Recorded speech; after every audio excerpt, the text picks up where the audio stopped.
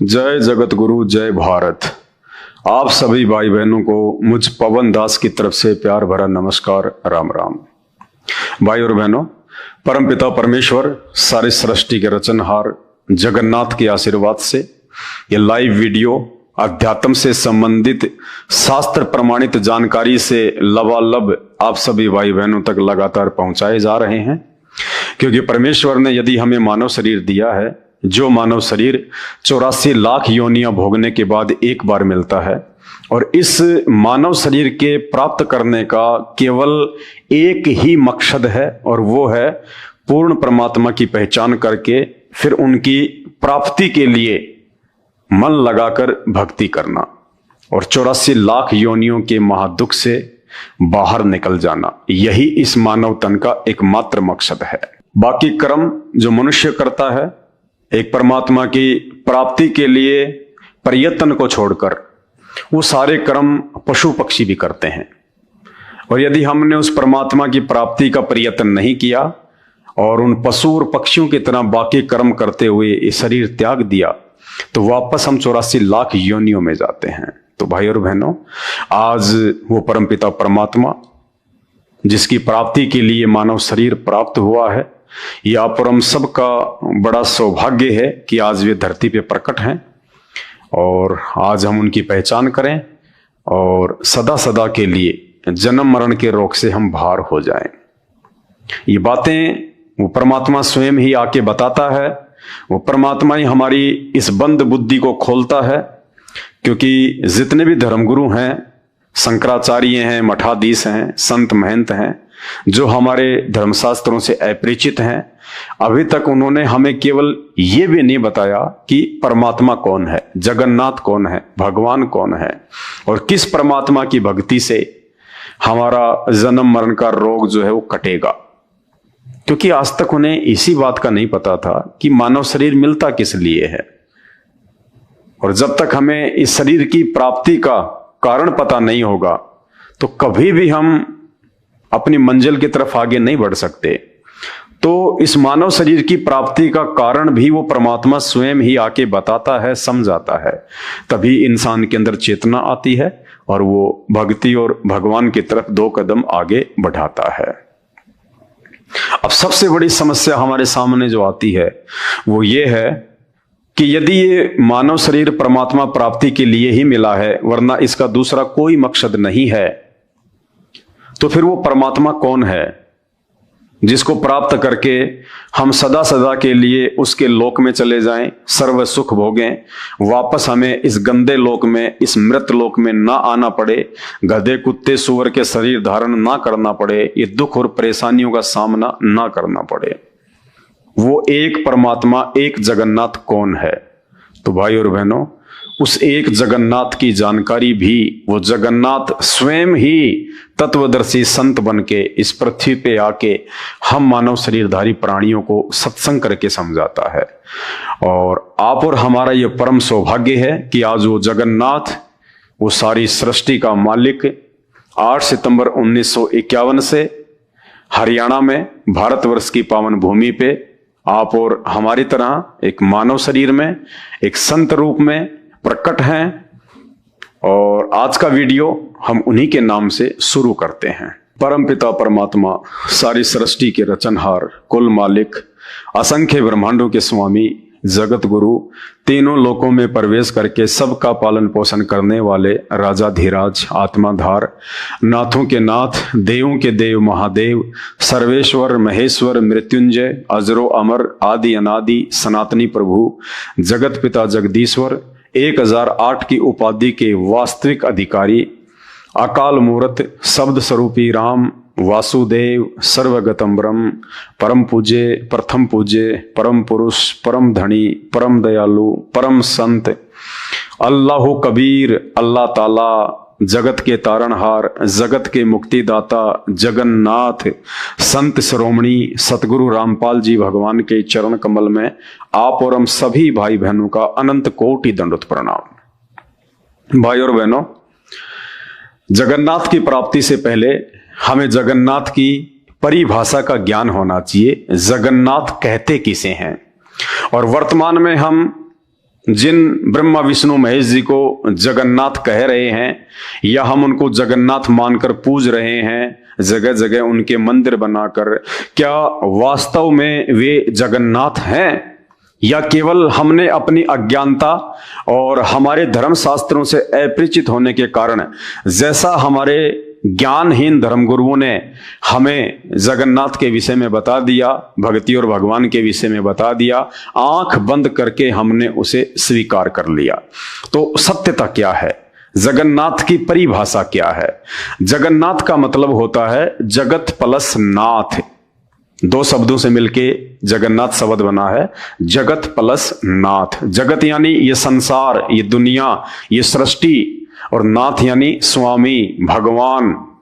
तो जगन्नाथ का मतलब होता है जो सारी सृष्टि का मालिक है, जो सारे संसार का भगवान है, जो सभी देव महादेव से ऊपर है, जो सबसे शक्तिशाली है, सर्वशक्तिमान है, जिस भगवान के नीचे सर्व देव महादेव, जीव जंतु, पशु पक्षी, देवी देवता सब उनके नीचे हैं।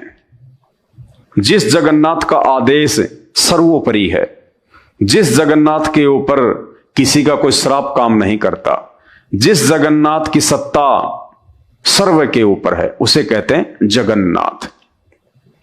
दूसरे शब्दों में जगन्नाथ उसे कहते हैं जिसके जीवन चरित्र पर, जिसकी जीवन लीलाओं पर सुई की नोक रखने जितनी भी त्रुटि की गुंजाइश ना हो।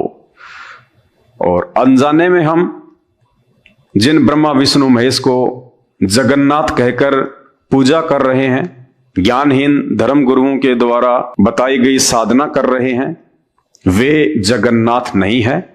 ब्रह्मा विष्णु महेश और देवी देवताओं के चरित्र पर, उनकी जीवन लीलाओं पर अब सुई तो छोड़िए, यदि मूसल भी रख दिया जाए तो भी वो जख्म नहीं भरे जा सकते जो जख्म उनके जीवन चरित्र पर लगे हुए हैं, जो जख्म उनकी जीवन लीलाओं पर आज भी हरे भरे हैं।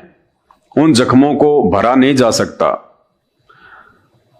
तो चलिए आज के वीडियो की हम शुरुआत करते हैं।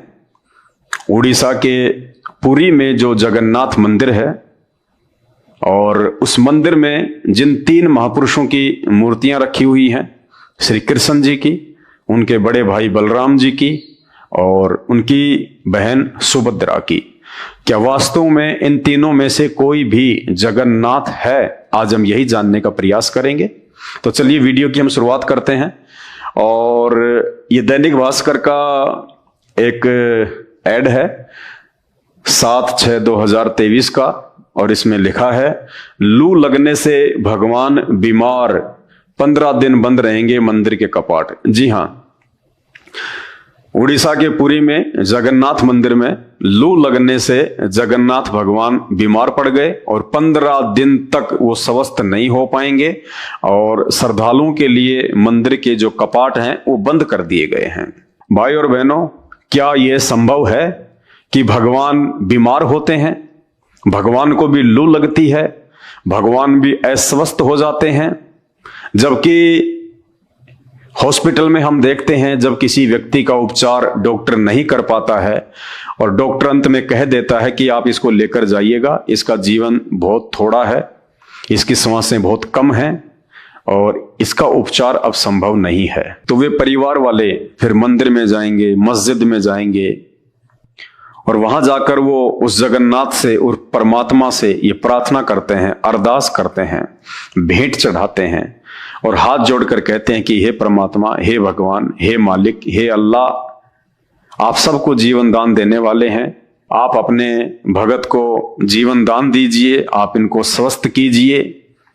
हे परमात्मा, आपके सिवा हमारा और कौन है, हमारा सहारा आपके अतिरिक्त और कोई नहीं है। और पता चले कि जिस भगवान से हम प्रार्थना कर रहे हैं एक व्यक्ति को स्वस्थ करवाने के लिए, वो भगवान खुद ही बीमार है, वो भगवान खुद ही लू लगने से अस्वस्थ है, तो क्या करेगा व्यक्ति, कहां जाएगा फिर इसके अलावा? तो देखिए, लू लगने से भगवान बीमार, 15 दिन बंद रहेंगे मंदिर के कपाट। और जब हम इस बात की गहराई में गए कि आखिर भगवान बीमार क्यों हुए। अगर ये जगन्नाथ हैं वास्तव में, तो जगन्नाथ तो कभी बीमार होता नहीं है। जगन्नाथ तो खुद वैद्यों का वैद्य है, जो पूरी दुनिया को स्वस्थ कर सकता है, जो कोढ़ी को काया दे सकता है, निर्धन को माया दे सकता है, दुखियों को स्वस्थ करता है, खुश करता है, और मृत्यु प्राप्त व्यक्ति को भी भगवान 100 वर्ष की उम्र प्रदान करता है। वेदों में जिसकी महिमा लिखी हुई है, जगन्नाथ तो उसे कहते हैं। तो ये कौन से जगन्नाथ हैं जो 15-15 दिन तक स्वस्थ नहीं हो पाते और मात्र लू लगने से बीमार हो जाते हैं। तो जब हमने इस बात की तहकीकात की और गहराई में गए और विष्णु पुराण को जब खोल के देखा, तो हमें पता चला भगवान की बीमारी का कारण क्या है। और भगवान की बीमारी का कारण है उनका मदिरा पान करना, शराब पीना। अब शराब पीने से तो बहुत सारी बीमारियां हो जाती हैं। आदमी के गुर्दे भी खराब हो जाते हैं, फेफड़े भी खराब हो जाते हैं, लीवर में भी कई प्रकार की बीमारियां हो जाती हैं। तो भगवान की बीमारी का मुख्य कारण हमें पता चला उनका मदिरा पान, उनका शराब पीना, नशा करना। तो ये तो हम पहली बार सुन रहे हैं कि भगवान भी शराब पीते हैं, जगन्नाथ भी नशा करता है, जिस शराब को एक बहुत ही बुरी वस्तु कहा गया है। कोई भी व्यक्ति नहीं चाहेगा कि उसका बच्चा शराब पिए, नशा करे। और पता चले कि जिस जगन्नाथ की हम भक्ति करते हैं, जगन्नाथ स्वयं शराब पिया करते थे, दारू पिया करते थे, नशा किया करते थे। कैसे भक्ति करने का आदमी का मन बनेगा? कैसे हम उनको जगन्नाथ कह सकते हैं? तो चलिए अब आज के वीडियो में हम आगे शुरू करते हैं। क्या वास्तव में उड़ीसा के पुरी के जगन्नाथ मंदिर में जिन 3 महापुरुषों की मूर्तियां हैं, श्री कृष्ण जी, उनकी बहन सुभद्रा और श्री बलराम जी, क्या वास्तव में ये जगन्नाथ हैं? क्या हम इनको जगन्नाथ कह सकते हैं? तो सबसे पहले हम श्री कृष्ण जी के विषय में जानने का प्रयास करेंगे। क्या वे जगन्नाथ हैं? क्या उनकी सत्ता, उनकी शक्ति, उनकी प्रभुता सबके ऊपर है, या जगन्नाथ भगवान खुद पुत्र प्राप्ति के लिए अपने से अन्य किसी और देवता के आगे हाथ जोड़ रहे हैं, प्रार्थना कर रहे हैं, वरदान मांग रहे हैं, तपस्या कर रहे हैं? अरे जगन्नाथ है, पूरे जगत का नाथ है, जो सबको बेटा बेटी देता है, सबकी मन वांछित कामनाएं पूरी करता है।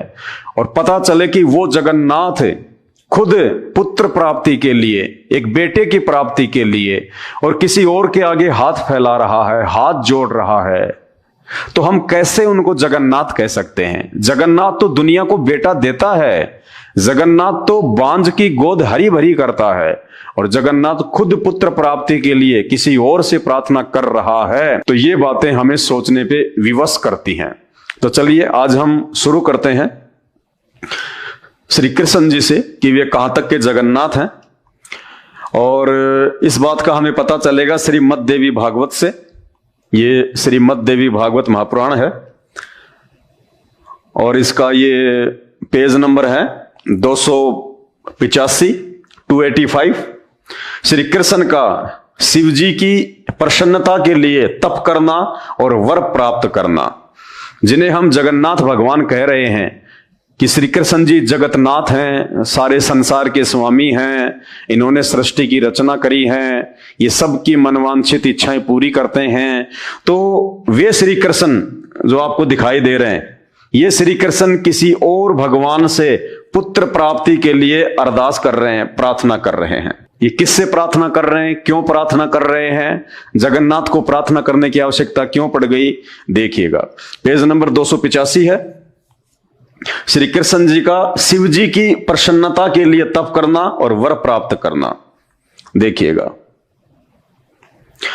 राजा जनमेजय ने कहा, मुनिवर, आपके मुखारविंद से यह प्रसंग सुनकर मुझे महान आश्चर्य हो गया। राजा जनमेजय जी ने व्यास जी से कहा कि महाराज, आपके मुख से यह बात सुनकर कि भगवान श्री कृष्ण, जिनको जगत गुरु कहते हैं, जिनको जगत का स्वामी कहते हैं, जिनको सृष्टि का रचनहार कहते हैं, वो भगवान किसी और से एक पुत्र प्राप्ति के लिए भीख मांग रहा है, तप कर रहा है, प्रार्थना कर रहा है।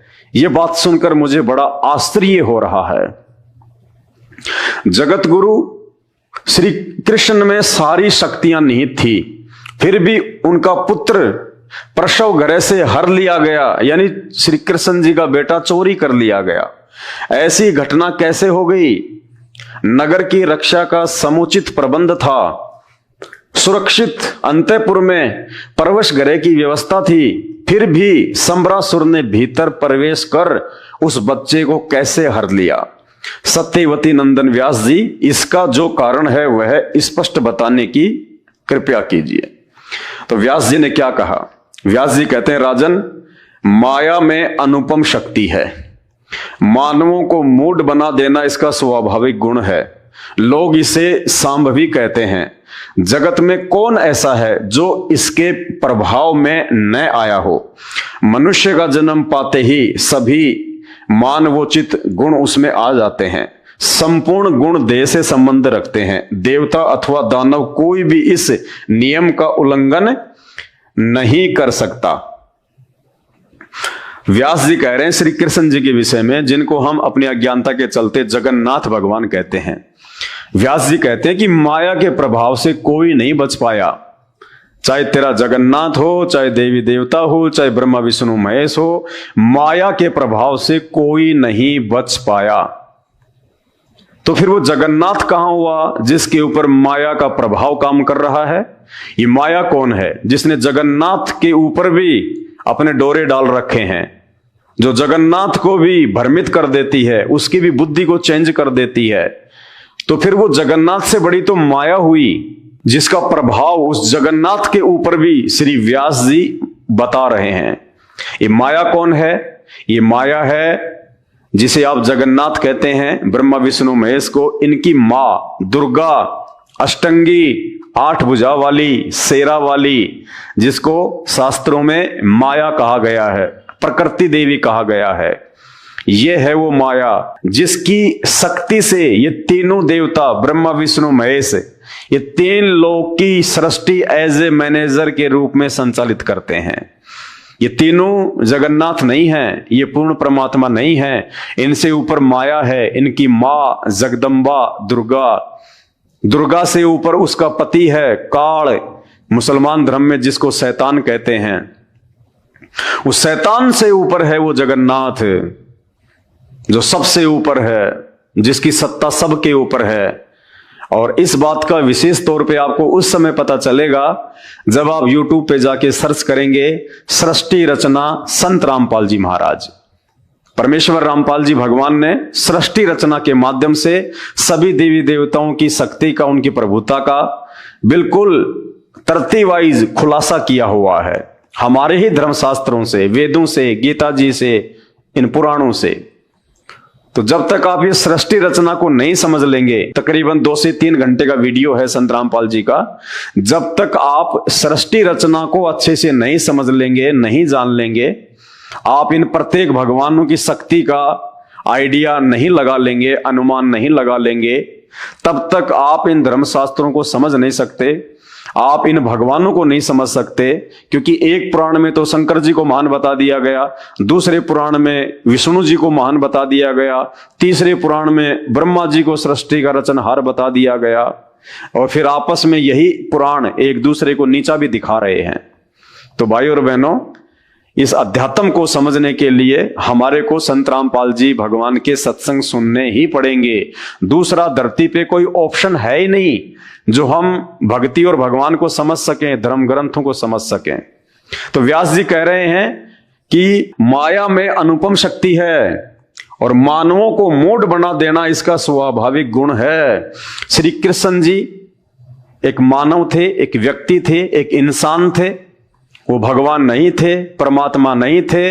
मानते हैं उनमें कुछ शक्तियां हम इंसानों से बढ़ के थी, लेकिन वे सभी इंसानों के ऊपर भगवान नहीं है, जगन्नाथ नहीं है। भूख प्यास नींद भय आलस्य मोह शोक संशय हरस अभिमान बुढ़ापा मृत्यु अज्ञान गलानी वैर ईर्ष्या डा मद और श्रम, ये सभी देह के साथ ही उत्पन्न होते हैं। राजन, सभी पर इनका प्रभाव कुछ न कुछ पड़ता है।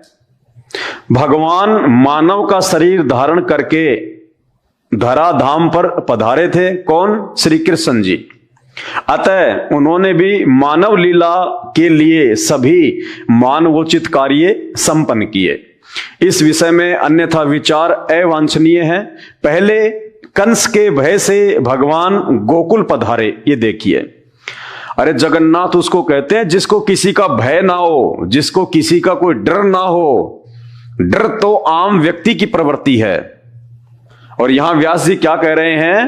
पहले कंस के भय से, यानी कंस के डर से भगवान श्री कृष्ण गोकुल पधारे। यानी भगवान भी डरता है, भगवान भी भयभीत होता है। वो भगवान कहां हुआ जो डरेगा? जिसमें भय है वो भगवान नहीं होता। कभी संत रामपाल जी के सत्संग सुन के देखिए, कहते हैं निर्विकार निर्भय तू ही और सकल भयमान, और सब पे तेरी साहिबी तुझ पे साहिब नाए। वो जगन्नाथ, वो भगवान, वो निर्विकार होता है। उसके चरित्र पर कोई दाग नहीं होता है। वो तीनों गुणों से दूर होता है। रजगुण, सतगुण और तमोगुण, इन तीनों गुणों का प्रभाव यानी माया का प्रभाव उस जगन्नाथ को प्रभावित नहीं कर सकती। वो भय से दूर होता है। निर्विकार निर्भय तू ही और सकल भयमान, कि हे परमेश्वर आपके अलावा सभी विकारी हैं और भय युक्त हैं। एक निर्विकार और निर्भय केवल आप हैं। निर्विकार निर्भय तू ही और सकल भयमान, और सब पे तेरी साहिबी। हे परमात्मा, आपकी साहिबी, आपकी सत्ता सब पे है। 33 करोड़ देवी देवताओं से लेके ब्रह्मा विष्णु महेश, माया, दुर्गा, काल, शैतान, सब पे तेरी साहिबी, तुझ पे साहिब नाए। आपके ऊपर कोई साहिब नहीं है, कोई भगवान नहीं है, एकमात्र आप ही साहिब हैं। तो यहां हमारे भगवान श्री कृष्ण, जिनको आप जगन्नाथ कहते हैं, वो अपने ही मामा कंस के भय से, उनके डर से, और कहां पधारे? गोकुल। कुछ दिनों के बाद जरासंध से भयभीत होकर द्वारका चले गए। फिर कुछ दिनों बाद में जरासंध से भयभीत होकर, डर कर, देखो ये श्री विष्णु पुराण में लिखा हुआ है, आपकी आंखों के सामने है, व्यास जी ने लिखा है, झूठ इसमें रत्ती भर भी नहीं है। फिर भगवान जरासंध से भी डर कर, भयभीत होकर, और कहां पधारे? ये देखिए, भयभीत होकर द्वारका चले गए। बताइए, अगर जगन्नाथ ही डरने लगा तो दुनिया कौन चलाएगा भाई? ये संसार की रक्षा कौन करेगा? जगन्नाथ अगर डर कर अगर अपना स्थान चेंज कर रहा है, अपनी जगह चेंज कर रहा है, दर दर भटकता फिर रहा है, तो दुनिया किसके सहारे चल रही होगी? कौन है वो जगन्नाथ? कुछ दिनों के बाद जरासंध से भयभीत होकर द्वारका चले गए। फिर उन्होंने रुक्मणी को हर लिया। बताइए, रुक्मणी को भगा ले गए भगवान, हर लिया, अपहरण कर लिया। जैसे रावण ने सीता का अपहरण किया था, वैसे ही आपके जगन्नाथ श्री कृष्ण जी ने रुक्मणी का हरण कर लिया। ये भगवानों के काम होते हैं। जबरदस्ती करना, अपहरण करना, ये भगवानों के काम नहीं होते, जगन्नाथ के काम नहीं होते। अभी तक हमें जगन्नाथ की परिभाषा का ही पता नहीं है। सनातन धर्म की मर्यादा जानते हुए भी भगवान श्री कृष्ण उस उत्सव के समय रुक्मणी हरण में प्रवृत्त हो गए। यानी हमारे सनातन धर्म में किसी स्त्री का अपहरण करना, उसका हरण करना, ये मर्यादाओं से बाहर है।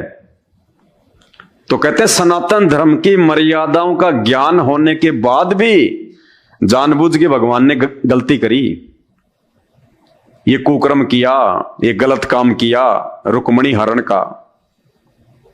खुद व्यास जी लिख रहे हैं कि ये सनातन की मर्यादाओं के विपरीत है, फिर भी भगवान ने ये काम किया। तो ये जगन्नाथ हैं जो खुद मर्यादा तोड़ रहे हैं। अरे इसकी भक्ति करने वाला फिर कहां से मर्यादा निभाएगा? जब टीचर खुद ही डिसिप्लिन तोड़ेगा तो उसके विद्यार्थी कहां से डिसिप्लिन को फॉलो करेंगे?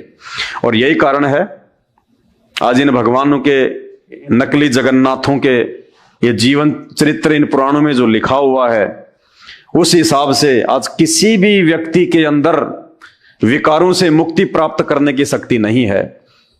हर व्यक्ति शराब, नशा, मांसाहार, चोरी, जारी, ठगी, लड़ाई झगड़ा, मार पीट, बलात्कार, इन सभी कुकर्मों में लिप्त है। क्यों? क्योंकि जिनको हम जगन्नाथ कह रहे हैं वो हमसे पहले इन कुकर्मों में लिप्त हैं। तो इनकी भक्ति करेंगे, इनकी यदि हम पूजा करेंगे तो इनके गुण हमारे अंदर आएंगे आएंगे। और आज पूरे हिंदुस्तान का बेड़ा गर्क हो रहा है। सनातन धर्म की मर्यादा जानते हुए भी भगवान श्री कृष्ण उस उत्सव के समय रुक्मिणी हरण में प्रवृत्त हो गए। सम्रासुर द्वारा प्रद्युम्न के हारे जाने पर भगवान श्री कृष्ण शोकाकुल हो उठे। यानी जब श्री कृष्ण जी के बेटे प्रद्युम्न का सम्रासुर नाम के राक्षस ने हरण कर लिया, उठा के ले गया, तो भगवान श्री कृष्ण दुखी हो गए, शोकाकुल हो गए, रोने लग गए। ये भगवानों के लक्षण नहीं होते। अरे हमारे देश में, हमारे सनातन में साधु संतों की भी ये परिभाषा है कि वो दुख में दुखी नहीं होते और सुख में सुखी नहीं होते, वे लाभ हानि में एक समान रहते हैं, उसको साधु कहते हैं। और यहां आप इनको जगन्नाथ कह रहे हो, आप इनको भगवान कह रहे हो। और जब इनका एक बेटा चोरी हो गया तो तुरंत ये शोक में डूब गए, व्याकुल हो गए, दुखी हो गए। ये जगन्नाथ के लक्षण नहीं है, भगवान के लक्षण नहीं होते। सम्रासुर द्वारा प्रद्युम्न के हारे जाने पर भगवान श्री कृष्ण शोकाकुल हो उठे। फिर उनका शुभ समाचार पाकर हर्षित हो गए। और 2 मिनट बाद में जब समाचार आ गया कि साहब आपका बेटा सकुशल वापस आ गया, तो भगवान खुशी से नाचने लग गए, भगवान खुश हो गए। यानी वो दुख में दुखी, सुख में सुखी। एक आम व्यक्ति जो समझदार होता है, जिसको थोड़ा बहुत आध्यात्मिक ज्ञान होता है, वो भी ऐसा नहीं करता है कि छोटी सी समस्या आ गई तो दुखी हो गया और छोटी सी कोई प्रसन्नता मिली तो सुखी हो गया, हंसने लग गया, हर्षित हो गया। ये साधु संतों के लक्षण नहीं होते। साधु संत भगत लाभ हानि में, दुख सुख में एक समान होते हैं। तो ये हमारे भगवान जगन्नाथ के लक्षण हैं, ये उनके गुण हैं। आप देख लीजिए कैसे आप इनको जगन्नाथ कह रहे हो, समझ से बाहर है। उसके बाद सत्यभामा की आज्ञा मानकर भगवान श्री कृष्ण शूरक पधारे। वे वहां से कल्प वृक्ष ले आना चाहते थे। रोके जाने पर इंद्र से युद्ध किया, इंद्र हार गए। अपनी स्त्री के वश होना प्रकट करते हुए भगवान ने कल्प वृक्ष छीन लिया गया। भगवान श्री कृष्ण जी की एक पत्नी सत्यभामा ने जिद कर ली, अड़ गई। जैसे सीता जी वनवास के दौरान सोने के हिरण को देख के रामचंद्र जी से अड़ गई कि मुझे चाहिए, उसी प्रकार सत्यभामा भी श्री कृष्ण जी से अड़ गई कि मुझे कल्प वृक्ष चाहिए, वो देवताओं का पेड़ चाहिए मुझे। तो श्री कृष्ण भगवान अपनी स्त्री के वश होकर, देखिए लिखा हुआ है, सत्यभामा की आज्ञा मानकर भगवान श्री कृष्ण शूरक पधारे। वे वहां से कल्प वृक्ष ले आना चाहते थे। रोके जाने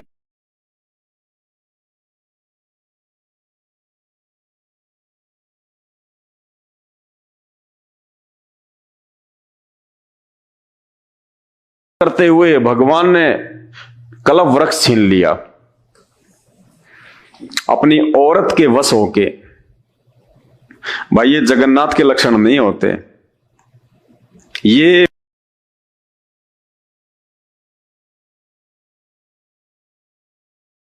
भगवान के लक्षण नहीं होते, सारी सृष्टि को रचने वाले के लक्षण नहीं होते। अपनी स्त्री के वश होकर तो श्री कृष्ण जी से बड़ी तो सत्यभामा हो गई। भाई और बहनों, विचार करो इन बातों पे। ये राम श्री कृष्ण, इनका जो जीवन है वो केवल आप और हम इंसानों की तरह था। और जिस समय इन्होंने ये बड़े बड़े काम किए जिनको आज हम चमत्कार कह रहे हैं, उस समय तो आम साधु संत महात्मा ये चमत्कार जो है वो कर दिया करता था, कोई बड़ी बात नहीं थी। त्रेता में श्री रामचंद्र जी आए तो उस समय तो हर कोई चमत्कार करता था। क्या बाली के पास चमत्कार नहीं थे? बाली के सामने कोई एकल युद्ध नहीं कर सकता था, उसके आमने सामने होके कोई लड़ाई नहीं कर सकता था। सामने वाले की आदि शक्ति उस बाली के अंदर आ जाती थी। रावण अपनी सिद्धि शक्ति से सेना को आकाश में उड़ा ले जाता था। 33 करोड़ देवी देवताओं को कैद करके ले आया। रावण का पुत्र इंद्रजीत, मेघनाथ, अपनी सिद्धि शक्ति से अपनी सेना को आकाश में उड़ा के और उसने देवताओं के राजा इंद्र को हरा दिया। इंद्र की बेटी सुलोचना से रावण के बेटे की शादी हुई, तब जाके इंद्र को वापस उसका वो पद मिला। तो कोई बड़ी बात नहीं थी। ये तो वाल्मीकि ऋषि थे, श्री रामचंद्र जी के गुरु थे। उन्होंने घास के तिनके से रामचंद्र जी के दूसरे बेटे को पैदा कर दिया, कुश को। तो ये कोई बड़ी बात नहीं थी उस समय। लेकिन आज कोई चमत्कार नहीं कर पा रहा, क्योंकि आज लोगों के पास में भक्ति नहीं रही। पहले भक्ति की कमाई से ये सारे काम होते थे। आज भी हो सकते हैं अगर किसी के पास में भक्ति है तो हमने इन चमत्कारों को देख के इनको भगवान मान लिया, जबकि ये चमत्कार तो उस समय आम साधु संत कर दिया करते थे, कोई बड़ी बात नहीं थी। अपनी स्त्री के वश होना प्रकट करते हुए भगवान ने कल्प वृक्ष छीन लिया। सत्यभामा जी बड़ी आदरणीय थी, उनकी प्रतिष्ठा रखने के लिए भगवान वृक्ष में बंध गए। उन अपने प्राणनाथ को सत्यभामा ने दान कर दिया। नारद जी प्रतिग्रह लेने पधारे, तत्पश्चात बराबर सुवर्ण देकर श्री कृष्ण चंद्र को बंधन से मुक्त किया। प्रद्युम्न प्रभृति श्रेष्ठ पुत्रों को देखकर जाम्बवती अधीर हो उठी। अब श्री कृष्ण जी की, जगन्नाथ भगवान की दूसरी पत्नी कौन? जाम्बवती। अब जाम्बवती नाराज हो गई श्री कृष्ण जी से, और क्या कहा जाम्बवती ने कि मुझे भी प्रद्युम्न जैसा बेटा चाहिए। सत्यभामा से जो प्रद्युम्न का जन्म हुआ था, तो जाम्बवती कहने लगी कि मुझे भी प्रद्युम्न जैसा बेटा चाहिए। किससे कहने लगी? जगन्नाथ से, श्री कृष्ण भगवान से। भगवान श्री कृष्ण से कहा, प्रभु मुझे भी सुयोग्य पुत्र प्रदान करने की कृपा करें। तब तपस्या करने के लिए निश्चित विचार करके भगवान पर्वत पर पधारे। वे उस पर्वत पर गए जहां परम तपस्वी शिव भगत उपमन्यु जी विराजमान थे। पुत्र अभिलाषी भगवान श्री कृष्ण ने उस महाभाग मुनि को गुरु बनाकर उनसे शैवी दीक्षा ग्रहण की और वहीं रहकर कठिन तपस्या आरंभ कर दी। ये भगवान श्री कृष्ण जी, इन्होंने पुत्र प्राप्ति के लिए, एक बेटे की प्राप्ति के लिए और पहाड़ पे जाके तपस्या करनी शुरू कर दी जगन्नाथ ने। फिर क्या होता है? तपस्या करने पर छठे महीने में भगवान शंकर प्रसन्न हो गए। कौन प्रसन्न हो गए? भगवान शंकर। सौम्य वेश में पधार कर उन्होंने साक्षात दर्शन दिए। उस समय द्वितीया के चंद्रमा को मस्तक पर धारण किए हुए भूत भावन भगवान शंकर बैल की सवारी पर वहां पधारे। भगवान शंकर ने महामना श्री कृष्ण को संबोधित करते हुए कहा, यदुकुल को आनंदित करने वाले महामते श्री कृष्ण, मैं तुम्हारी उत्तम तपस्या से प्रसन्न हो गया। तुम अभिलषित वर मांगो। जगन्नाथ को कह रहे हैं शंकर जी कि तेरी तपस्या से मैं प्रसन्न हो गया, वरदान मांगो, भीख मांगो। हर जगन्नाथ अब भीख मांगेगा। श्री कृष्ण जी अब शंकर जी से भीख मांगेंगे। बताइए ये काहे के जगन्नाथ है भाई? ये कैसे जगन्नाथ हो गए? जगन्नाथ तो लोगों को देता है। जगन्नाथ से तो पूरी दुनिया भीख मांगती है। जगन्नाथ किसी के आगे हाथ नहीं फैलाता, और वो भी पुत्र प्राप्ति के लिए। तो भाई और बहनों, ये जगन्नाथ नहीं है।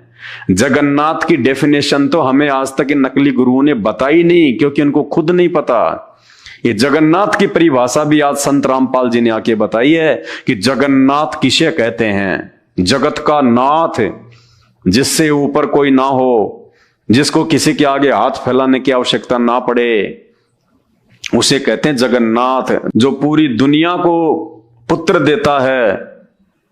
और यहां आपके जगन्नाथ खुद एक पुत्र प्राप्ति के लिए भीख मांग रहे हैं। यदुकुल को आनंदित करने वाले महामते श्री कृष्ण, मैं तुम्हारी उत्तम तपस्या से प्रसन्न हो गया। तुम अभिलषित वर मांगो, मैं देने को तैयार हूं। मेरा सामने आ जाना संपूर्ण कामनाओं की सिद्धि का सूचक है। अब कोई भी मनोरथ शेष नहीं रह सकता।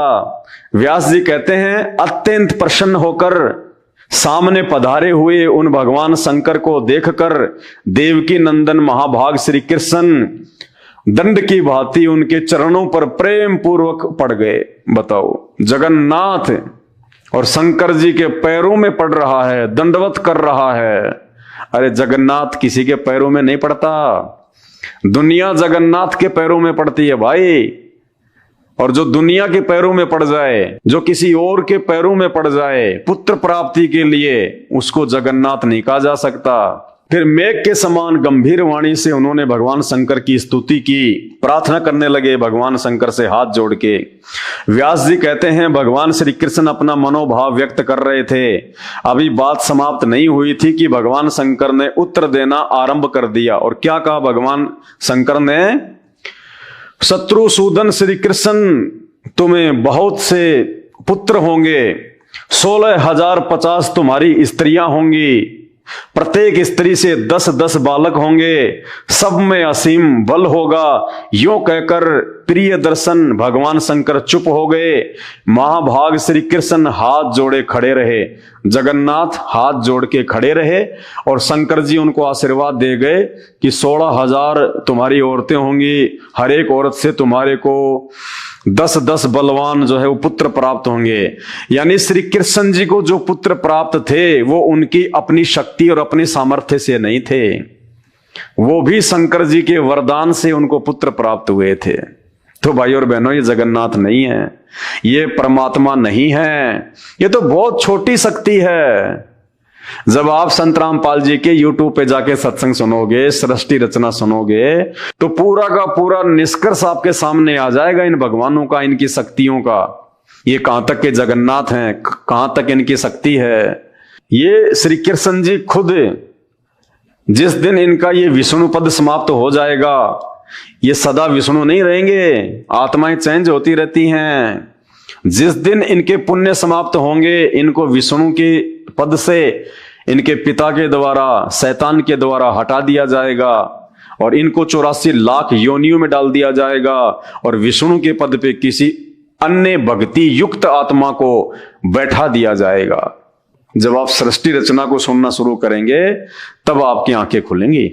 भगवती पार्वती उनसे कहने लगी, महाभाव श्री कृष्ण, इस जगत में मानवों के सिरमौर बनकर तुम विराजमान रहोगे, उच्च श्रेणी की गृहस्थी में तुम्हारा वास होगा। जनार्दन 100 वर्ष तक सुखमय जीवन व्यतीत करने के पश्चात ब्राह्मण एवं गांधारी के शाप से तुम्हारे कुल का संहार हो जाएगा।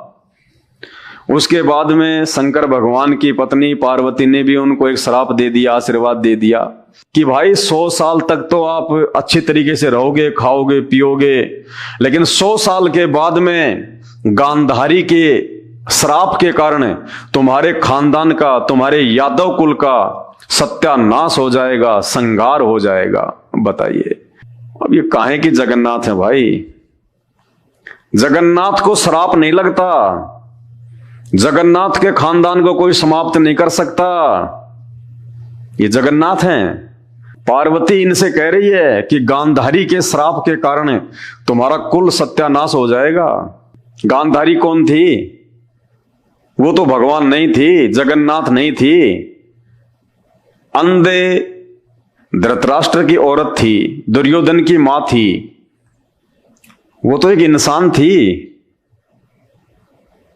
और जगन्नाथ कहते हैं श्री कृष्ण जी को एक आम व्यक्ति का श्राप, एक आम औरत का श्राप और आपके जगन्नाथ के ऊपर लग गया।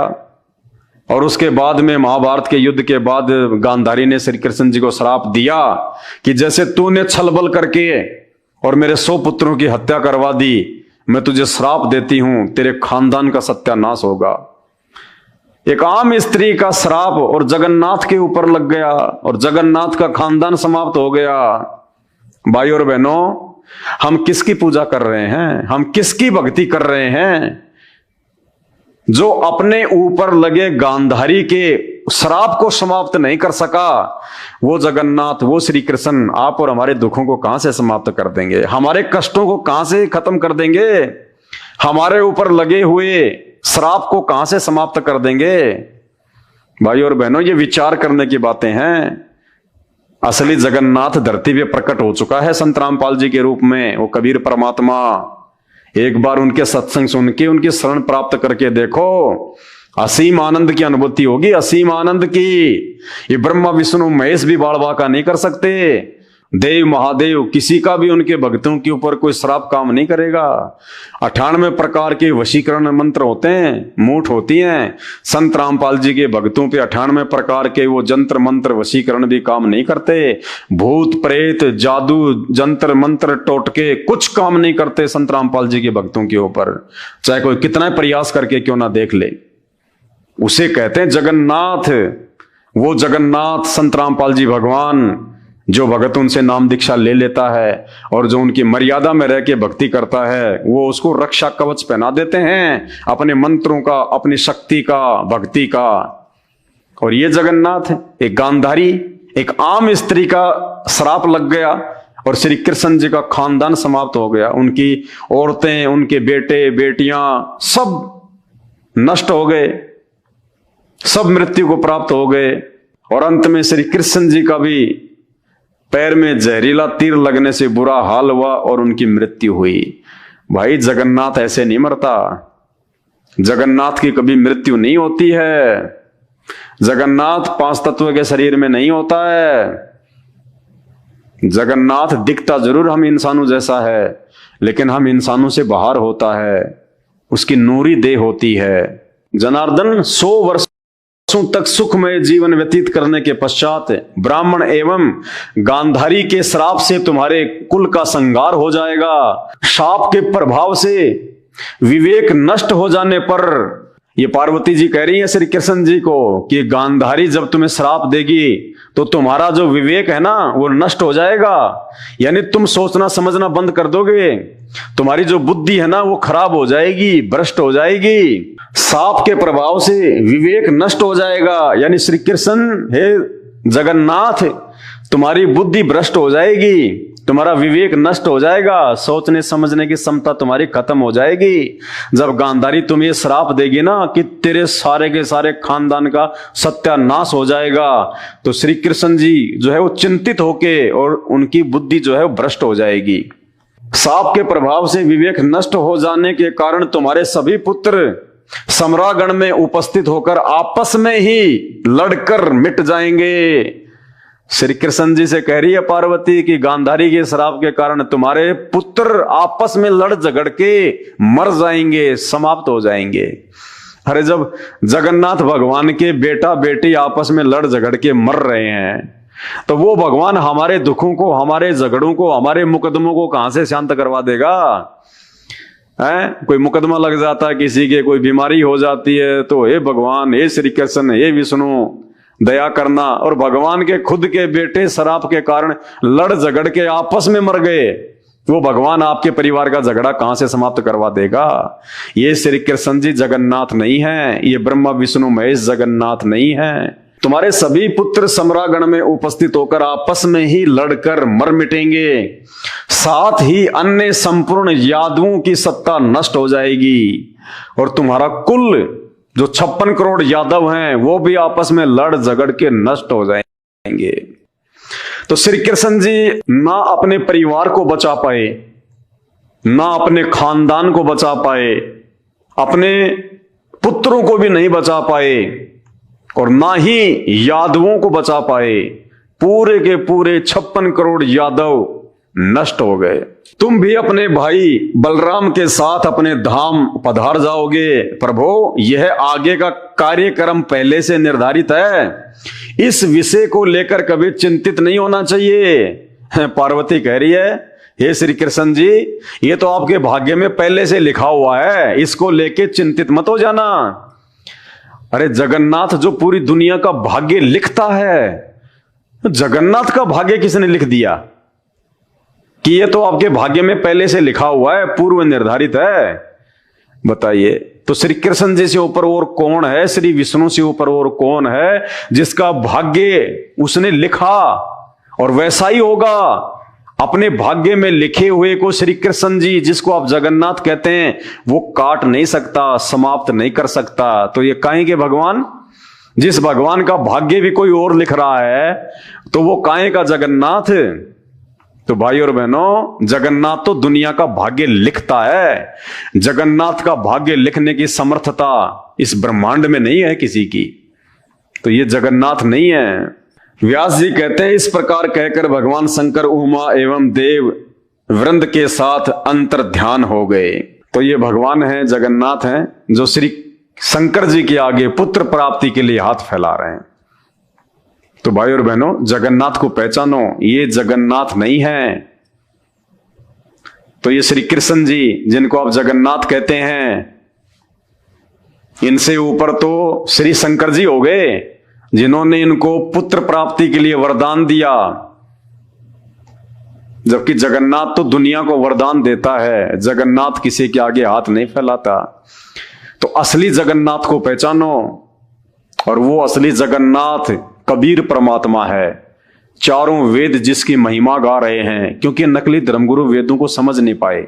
और वेदों को समझना कोई बच्चों का काम नहीं है। वेदों को समझाने के लिए वो जगन्नाथ, वो कबीर परमात्मा स्वयं ही धरती पर एक तत्वदर्शी संत की भूमिका करता है।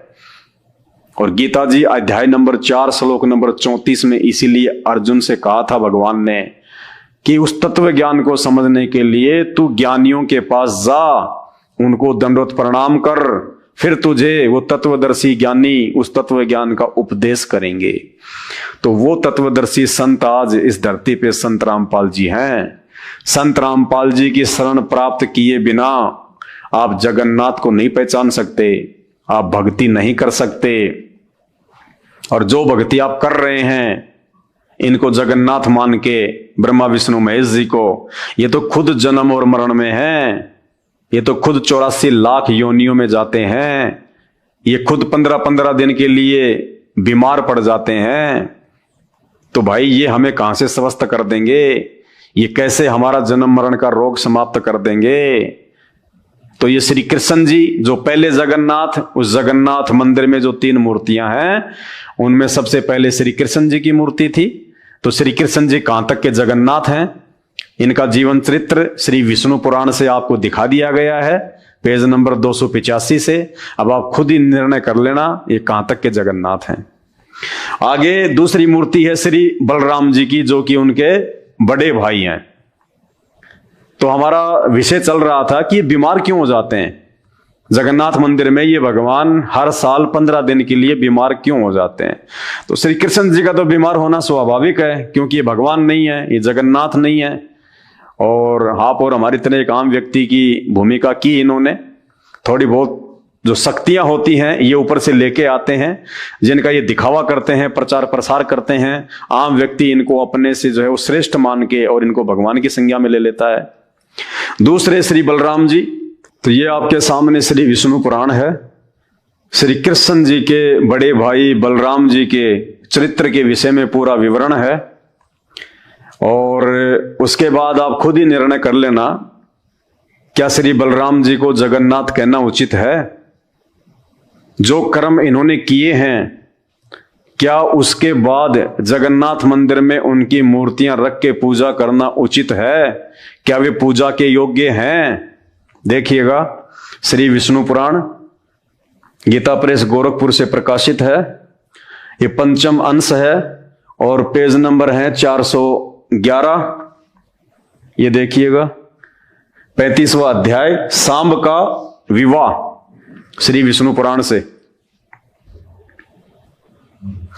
एक बार जाम्बवती नंदन वीरवर सांब ने, यानी श्री कृष्ण जी की पत्नी जाम्बवती के पुत्र सांब ने स्वयंवर के अवसर पर दुर्योधन की पुत्री को बलात् हरण कर लिया।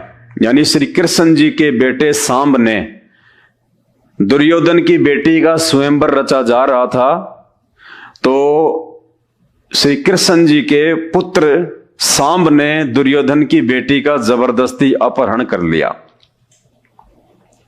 तब महावीर, कर्ण, दुर्योधन, भीष्म और द्रोणाचार्य आदि ने क्रुद्ध होकर उसे युद्ध में हराकर बांध लिया। यह समाचार पाकर कृष्णचंद्र यानी श्री कृष्ण जी आदि समस्त यादवों ने दुर्योधन आदि पर क्रुद्ध होकर उन्हें मारने के लिए तैयारी कर ली। उनको रोककर यानी श्री कृष्ण जी ने और यादवों ने सांब को दुर्योधन की कैद से छुड़वाने के लिए पूरी तैयारी कर ली। उसी समय बलराम जी श्री कृष्ण जी के बड़े भैया, जिनकी मूर्ति आप उड़ीसा के जगन्नाथ मंदिर में रखते हैं और जिनको भगवान मान के आप उनकी पूजा करते हैं, वो बलराम जी तुरंत वहां पे आते हैं और देखिए, उनको रोककर श्री बलराम जी ने मदिरा के उन्माद से लड़खड़ाते हुए, मदिरा शराब, उन्माद यानी शराब के प्रभाव से लड़खड़ाते हुए, इतने में वहां पे बलराम जी आ गए। जब बलराम जी को पता चला कि दुर्योधन ने श्री कृष्ण के पुत्र सांब को बांध लिया है और श्री कृष्ण जी जब यादवों के साथ छुड़ाने के लिए जाने लगे, इतने में बलराम जी आए अंदर से निकल के, शराब में धुत होके, मदिरा में धुत होके और लड़खड़ा के। देखो लिखा हुआ भाई श्री विष्णु पुराण, कोई माई का लाल इसको झुठला नहीं सकता। ये कथा करते हैं पंडित लोग इनकी। उनको रोककर श्री बलराम जी ने मदिरा के उन्माद से लड़खड़ाते हुए शब्दों में कहा, कौरवगण मेरे कहने से शाम को छोड़ देंगे, मैं अकेला ही उनके पास जाता हूं। दारू के नशे में लड़खड़ाते हुए। बताइए, एक शराबी व्यक्ति की मूर्ति आप मंदिर में रखते हैं। एक पवित्र जगह कहा जाता है मंदिर को, और मंदिर वो भी छोटा मोटा नहीं, जगन्नाथपुरी का मंदिर। और उस मंदिर में आप पूजा किसकी कर रहे हैं? एक शराबी की, एक नशेड़ी व्यक्ति की। भाई और बहनों, अपनी आंखें खोलो। इन पाखंडी और नकली धर्मगुरुओं ने केवल हमारा सत्यानाश करने का ठेका ले रखा है। ये तत्व ज्ञान बिना उस तत्वदर्शी संत की रजा के, उसकी मेहर के समझ में नहीं आ सकता। ये काय के जगन्नाथ हैं? ये जगन्नाथ हैं शराब के नशे में धुत। भाई ये राजा थे, और राजा सारे उल्टे कुकर्म करते हैं। इन्होंने भी वही किया अपने जीवन काल में। इन्होंने सिवाय शराब और कबाब के, लड़ाई झगड़ों के, मार पीट के, इन्होंने कुछ नहीं किया। कोई धर्म का काम नहीं किया। ये एक राजा के लड़के थे, खुद फिर राजा बन गए श्री कृष्ण और बलराम। और इन्होंने वो किए जो राजाओं के लड़के किया करते हैं। और आज इनकी हम मंदिरों में मूर्तियां रख के पूज रहे हैं। शर्म आनी चाहिए, शर्म। क्यों? क्योंकि अभी तक हमें जगन्नाथ की पहचान ही नहीं है, हमें उस एक परमात्मा की पहचान ही नहीं है। और उस परमात्मा की पहचान तत्वदर्शी संत के सत्संग सुने बिना नहीं हो सकती। और ऐसे ही आप नशेड़ियों की पूजा करते रहोगे, और क्या मिलेगा आपको फिर उनकी पूजा से? दुख, तकलीफ, अकाल मौत। और घर घर में यही हाल है। हम सभी देवी देवताओं की पूजा करते हैं, फिर भी दुखी। हॉस्पिटल भरे पड़े हैं। जादू तंत्र टोने टोटके वालों के पास में भीड़ लगी रहती है। भूत प्रेत निकलवाने वालों के पास में भीड़ लगी रहती है। अरे क्यों? आप तो भक्ति कर रहे हो, मंदिरों में भी जाते हो, भेंट भी चढ़ाते हो, फिर क्यों तकलीफ आ रही है? क्यों दुख आ रहे हैं? भगवान की भक्ति से तो सुख मिलता है। दुख तो नकली जगन्नाथों की भक्ति से मिलता है, जो आपको मिल रहा है। तो ये आपकी आंखों के सामने श्री विष्णु पुराण। और कमाल कर दिया आपने, एक नशेड़ी की मूर्ति को, एक शराबी की मूर्ति आप जगन्नाथ के मंदिर में रख के आप उसको भगवान मान के पूज रहे हैं। ये हमारी बुद्धिहीनता का परिचायक है। क्यों? क्योंकि नकली और पाखंडी धर्मगुरुओं ने हमारे इन धर्म शास्त्रों में लिखी हुई सच्चाई से दूर रखा। उस तत्व ज्ञान के अभाव में ना तो ये धर्मगुरु समझ पाए इन शास्त्रों की सच्चाई को, और जब ये खुद ही नहीं समझ पाए तो आप और हमें ये कहां से विद्वान बना देते। भाई और बहनों, आंखें खोलो। ना श्री कृष्ण जी जगन्नाथ हैं और ना उनके भाई बलराम जगन्नाथ हैं। ये तो आम व्यक्ति की तरह है, जैसे आम व्यक्ति करता है, अज्ञानी व्यक्ति। अब वो जामवती का लड़का सांब, दुर्योधन अपनी बेटी का स्वयंवर जो है वो रच रहा था। अब लड़की ने किसी और को पसंद कर लिया तो उसकी अपनी मर्जी, लेकिन श्री कृष्ण जी का लड़का अपने आप को राजा का लड़का समझ के और जबरदस्ती दुर्योधन की बेटी का हरण कर रहा है। ये एक सभ्य इंसान के लक्षण है क्या? ये तो छीना झपटी में आता है, ये तो सीना जोरी में आता है। लड़की की मर्जी, वो किसको पसंद करे और किसको पसंद नहीं करे। लेकिन सांब की भी क्या गलती है जब उसके बाप ने ही ऐसा किया था। जब श्री कृष्ण जी ने खुद रुक्मणी का हरण कर लिया, जो सनातन की मर्यादाओं के विपरीत था, तो बेटा तो वही करेगा जो बाप ने किया। तो श्री कृष्ण जी ने रुक्मणी का हरण कर लिया था और श्री कृष्ण जी के पुत्र सांब ने दुर्योधन की बेटी का अपहरण करने का प्रयास किया, तो दुर्योधन ने बांध के जेल में डाल दिया। श्री कृष्ण जी को पता चला तो मरने मारने के लिए सेना लेके, बताओ ये भगवानों के लक्षण हैं। उल्टा अपने बेटे को समझाना चाहिए था कि नालायक, तूने ऐसा काम क्यों किया, तूने उनके साथ में जबरदस्ती क्यों की, क्या तुझे शोभा देता ये? अपने पुत्र को उसके कुकर्म के लिए धमकाने के बजाय और अपने ही पुत्र का यानी अधर्म का वो पक्ष ले रहे हैं। ये भगवान है, ये जगन्नाथ हैं। और ऊपर से वो बलराम जी उनको कह रहा तुम सब यहीं रुक जाओ, मैं अकेला ही जाके ले आऊंगा। बताओ, नशे में दुत, और जगन्नाथ के मंदिर में आप उनकी मूर्ति रख के और भगवान मान के पूज रहे हो। इसीलिए तो हम गधे कुत्ते सूअर बन रहे हैं मरने के बाद में, क्योंकि हमें जगन्नाथ का नहीं पता जगन्नाथ कौन है। देखिए, एक बार जाम्बवती नंदन वीरवर सांब ने स्वयंवर के अवसर पर दुर्योधन की पुत्री को बलात् हरण कर लिया। तब महावीर कर्ण, दुर्योधन, भीष्म और द्रोण ने क्रुद्ध होकर उसे युद्ध में हराकर बांध लिया। यह समाचार पाकर कृष्णचंद्र आदि समस्त यादवों ने दुर्योधन आदि पर क्रुद्ध होकर उन्हें मारने के लिए बड़ी तैयारी की।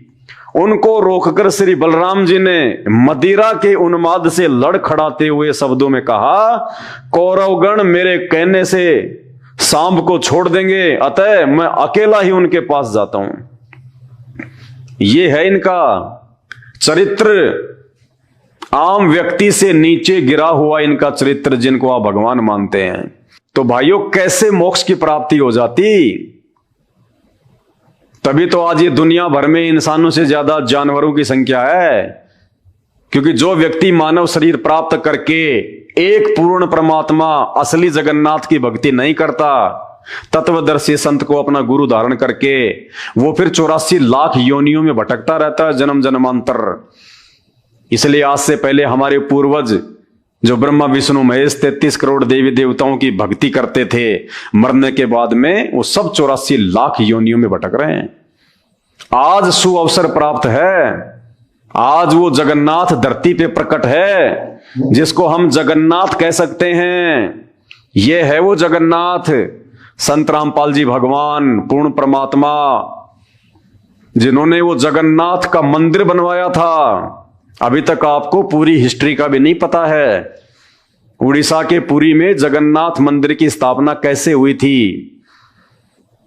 अरे वहां के राजा इंद्रदमन ने तो 5 बार मंदिर बनवाया था, 5 बार।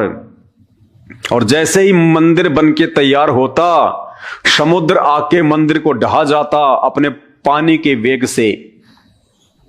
अगर श्री कृष्ण जी अगर जगन्नाथ थे, परमात्मा थे, समर्थ थे, तो क्यों मंदिर को टूटने दे रहे थे? राजा इंद्रदमन तो श्री कृष्ण जी का मंदिर बनवा रहा था, तो श्री कृष्ण जी अपने ही मंदिर की सुरक्षा नहीं कर पाए, और 5 बार राजा इंद्रदमन ने मंदिर बनवाया और वो समुद्र उसे तोड़ डालता। अंत में वो कबीर परमात्मा, सारी सृष्टि का रचनहार, वो जगन्नाथ, जिसने ब्रह्मा विष्णु महेश के बाप को, शैतान को, उस काल को वचन दिया था। काल ने परमात्मा से वरदान मांगा था कि परमात्मा द्वापर युग में मेरा पुत्र विष्णु श्री कृष्ण अवतार में धरती पे जाएगा और उसके मरने के बाद में उड़ीसा में उसके नाम से एक जगन्नाथपुरी का मंदिर बनेगा और समुद्र उस मंदिर को नहीं बनने देगा, वो प्रतिशोध लेगा समुद्र। किस बात का? कि जब वो मेरा बेटा कृष्ण त्रेता युग में रामचंद्र रूप में गया था और 14 साल का उसको वनवास हुआ, रावण उसकी पत्नी का हरण कर ले गया। अपनी पत्नी को वापस लाने के लिए, समुद्र पार करने के लिए उसने 3 दिन तक समुद्र से याचना की थी कि मुझे रास्ता दे दो, लेकिन समुद्र टस से मस नहीं हुआ। तब श्री रामचंद्र जी ने अपना अग्नि बाण निकाला और उस समुद्र को गालियां दी, नीच और गुलाम कहा। उसके बाद वो समुद्र एक ब्राह्मण के रूप में प्रकट हुआ और उसने कहा कि आपकी सेना में नल और नील नाम के 2 व्यक्ति हैं।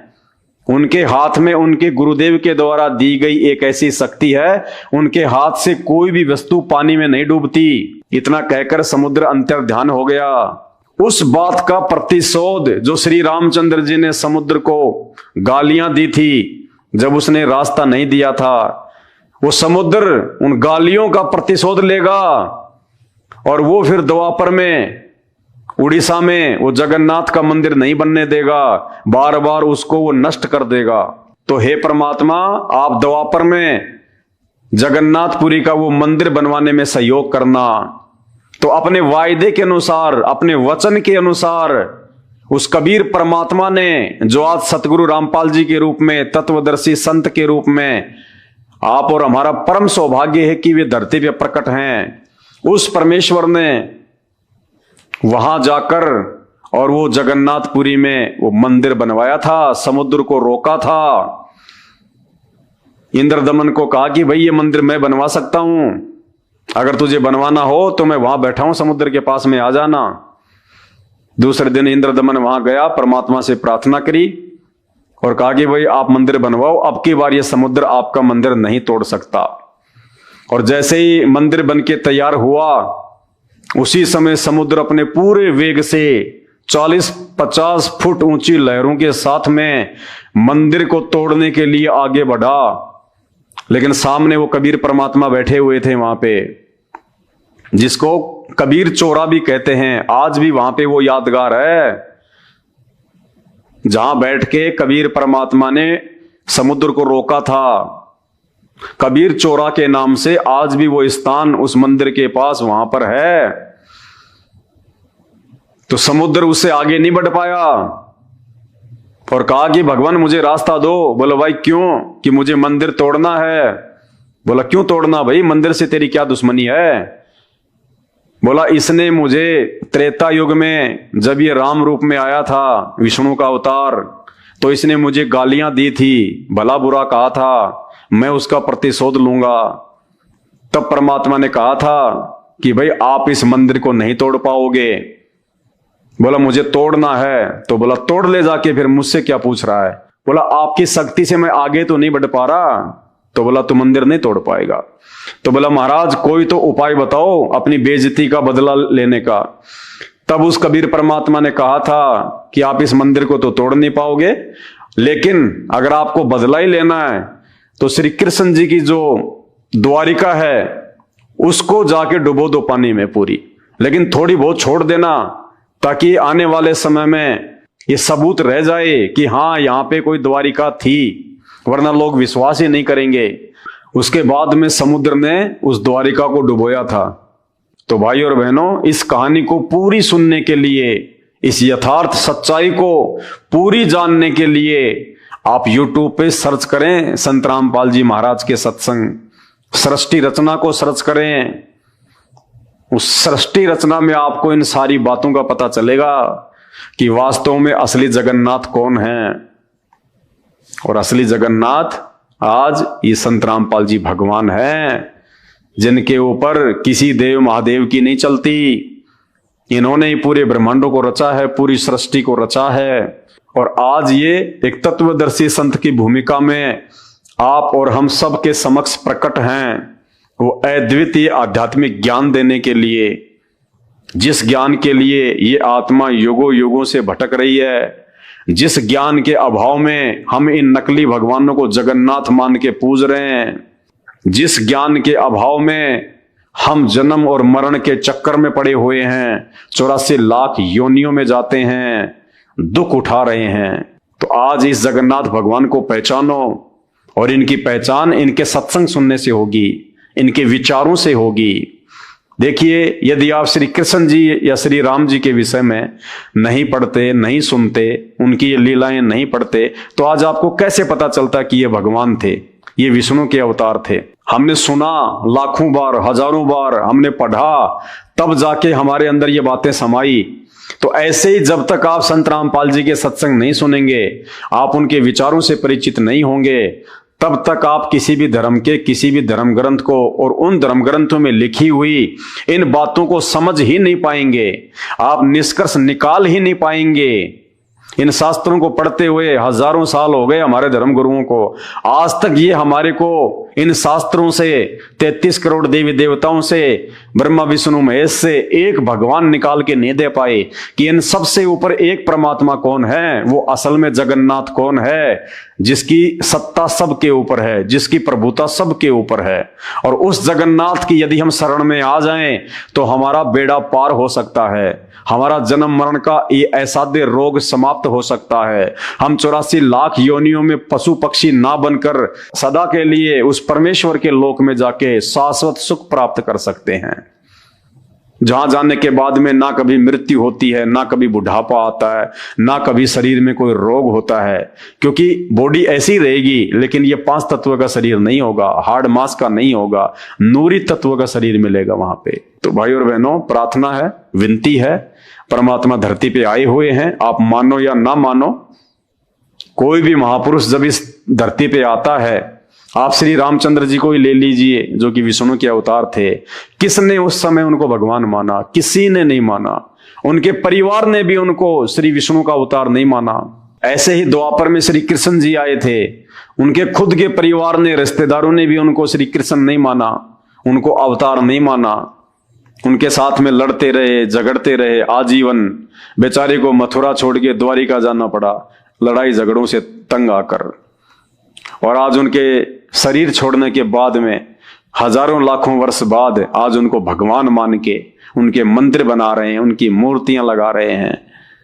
आज हमें क्या लाभ देंगे? वो मूर्ति हमें क्या लाभ देगी? वो बेजान मूर्ति, वो मुर्दा, ना बोल सकती, ना सुन सकती, ना चल सकती, आज क्या फायदा देगी वो मूर्ति हमें? अरे डॉक्टर के मरने के बाद उसकी मूर्ति हॉस्पिटल में लगा दी जाए, क्या कोई रोगी उस मूर्ति से अपना इलाज करवा सकता है? नहीं करवा सकता। वो तो जब डॉक्टर जीवित था वो ही उपचार कर सकता था। तो जिस समय ये राम श्री कृष्ण जी थे और जितनी इनके पास में शक्ति थी, पावर थी, जितना ये लोगों का भला कर सकते थे, उतना भला भी ये उसी समय कर सकते थे, आज नहीं कर सकते। तो भाई और बहनों, आंखें खोलो, परमात्मा धरती पे है। मेरा मकसद केवल आपको संत रामपाल जी के सत्संग सुनने के लिए प्रेरित करना है। आप एक बार उनके सत्संग सुने, आपको खुद ब खुद ये महसूस हो जाएगा कि हाँ, ये कोई परम शक्ति है। और जब आप ध्यान से सत्संग सुनेंगे फिर तो सब कुछ पता चल जाएगा कि धरती पे एकमात्र जगन्नाथ संत रामपाल जी भगवान है। और आने वाले समय में तो सबको पता चलेगा, पूरी दुनिया को पता चलेगा, पूरा ब्रह्मांड संत रामपाल जी की समर्थता को देखेगा। क्योंकि आने वाला समय बहुत भयंकर है, विनाशकारी है, प्राकृतिक उथल पुथल का समय है, महामारियों का समय है। उस समय आम व्यक्ति दौड़ेगा कि कौन है वो परमात्मा, कौन है वो भगवान जो मुझे इस विपत्ति से बाहर निकाल दे। उस समय आपके ये पत्थरों के देव महादेव भी फैल हो जाएंगे। उस समय संत रामपाल जी एकमात्र शेष बचेंगे दुनिया में, और दुनिया दौड़ दौड़ के इनके कदमों में आएगी, दौड़ दौड़ के। 2028 तक का खेल है ये, 2028 तक का। तो भाई और बहनों, समझदार वो है जो समय रहते उनका ज्ञान समझ के उनकी शरण में आ जाए। अरे ठोकर लगने के बाद तो पूरी दुनिया ही समझ जाती है। समझदार वो है जो दूसरों की ठोकर से समझ जाए। तो इन भगवानों का जीवन चरित्र आपको इन्हीं के ग्रंथों से, श्रीमद् देवी भागवत से, श्री विष्णु पुराण से आपको दिखा दिया गया है।